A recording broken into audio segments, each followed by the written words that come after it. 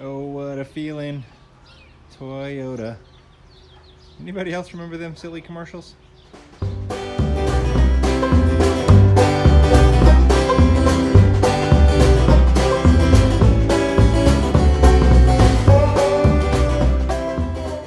Hello my friends. Welcome to Tom's Tinkering and Adventures. Today I am going to be working on this Toyota pickup. It's a 1999 Toyota Tacoma. It belongs to a friend of ours, and she wants me to help get it going and sell it. Actually, she's selling it to me, and I gotta get it going and sell it. Well, it runs. The first issue with getting it going was that it had an alarm system on it that she wasn't sure where the remote was for it, or she thought it had an override, but it definitely was not working. It was sitting in my yard for quite some time. And once we finally realized, well, there's no remote, and she didn't know how to operate the override anymore, well, I took matters into my own hand here. Let me show you. There's a little switch. Actually, let's see if we can. I don't know. It sounds like it's got the alarm going. There we go. There's a little switch mounted down here that I removed. And I just twisted these wires together. Let's see, now it sounds like it's going off again. I don't know if it's going to start. Huh, I guess it is.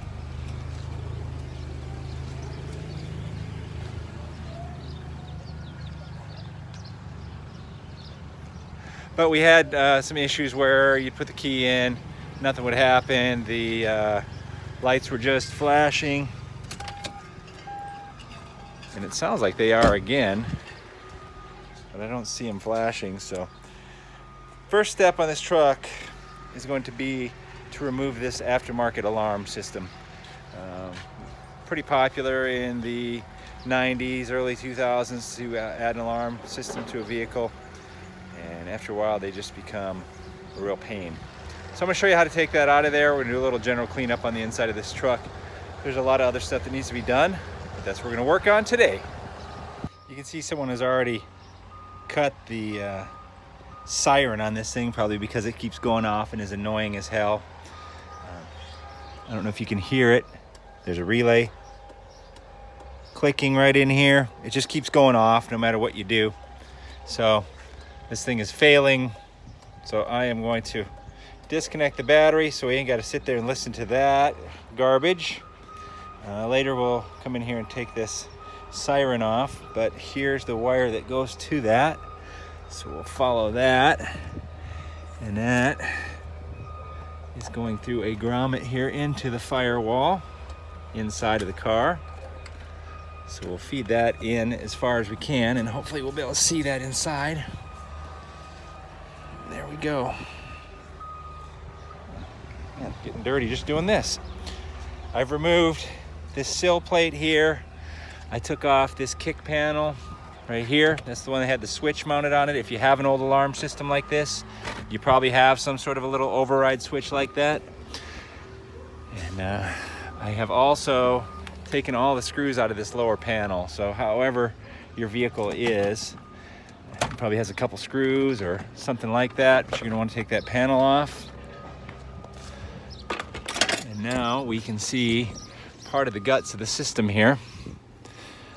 Let's see here. This is for that switch, and I can see it's feeding up here, so we'll feed that up and out of there. This relay is almost definitely part of it, as is this control box here. So I'm going to free some of this stuff up, and I'll come back at you here to show you what we got. What a spaghetti mess, but we can figure this out. It's not that difficult.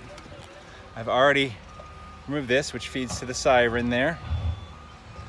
And if this was a quality system, what they would have is probably a plug-and-play setup where you just disconnected a connector, plugged this in, and it went right to it. But this is just kind of a cheapo universal system. So what you can see what they've done, let's take this wire here for example. This is probably a power wire, and all they've done is teed into an existing wire. Now, they didn't even do a very good job of that because there's little splices that they make specifically for this. So all I'm going to do is I'm going to cut that. Right down here is a ground, so I'm going to remove that. And then we will have those two wires out of the equation. And then next we need to follow where the rest of these go. This one here, let's see here, is going up here and feeding into this box, which we're gonna have to cut out of here. And I can see some wires here.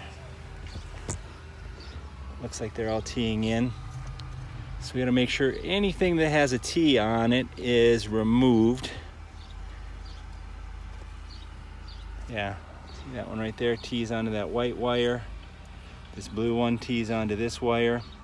So we're gonna just start removing these and making sure once we're done that she still operates.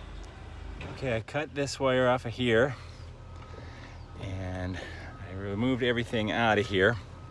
Now it would be real easy to look at all this and really get concerned that you're in over your head, but it's really just it's not that complex of a system. You just kind of follow stuff where it's going. This I followed, and this is the ubiquitous flashing light on the dash. So we are just going to cut that one for right now. There we go. And then you just look for where things are just spliced in. And we'll leave that wire out of the way for now. So we have this orange one spliced in here. We'll cut that one. We have this blue one spliced in on this black wire. Sorry, excuse me here. So we're gonna cut that one off. We got this red one spliced in on this white wire. So we're gonna cut that one. And now we are just down to two wires. And if you look at that, that is a connection. So it's looks like this black wire was cut and it's feeding into here, and then it feeds back into here. So I don't have any sort of a reference for this thing.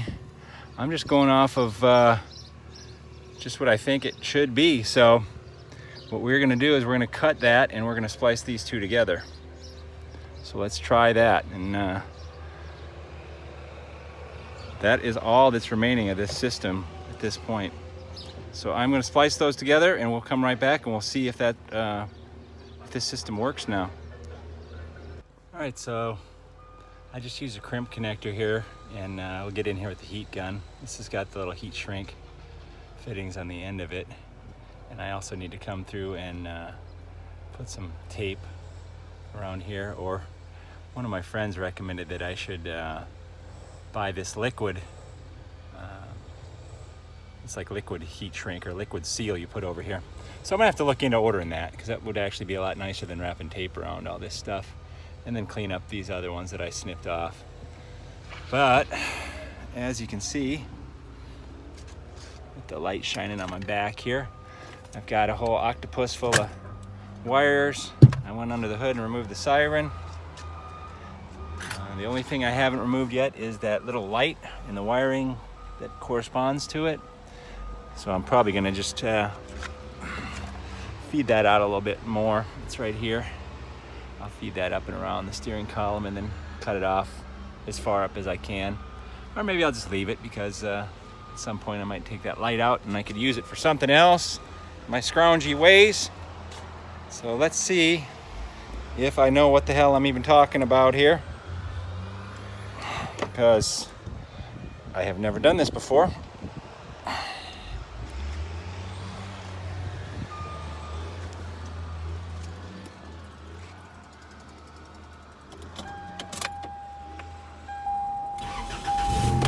All right.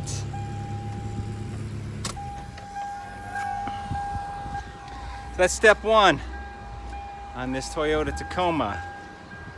rehab project. We got a lot more stuff to do on this. Just figured that would make a kind of a neat video because I'd never done it. I'm not into the business of disabling, disarming alarms, but sometimes you might end up with a car like this, you know, an older car that has an alarm system that craps out on you. And honestly, you could solve that on the side of the road with whatever tools you need to just get the lower kick panel off. Everything else you could just cut with a pocket knife and splice it together if you had to. I hate it when my face itches and my hands look like that. Yeah, we have some oil leaks to take care of under the engine, an exhaust leak, and I don't know what else, but overall a decent little truck. So we'll see how she plays out. If you're digging my videos, give me that thumbs up. Hit that subscribe button down below. Leave me a comment. Say yay or nay or hey, or I don't have any other rhyming words right now. Thank you very much for watching. Get out there and find your adventure. Adios.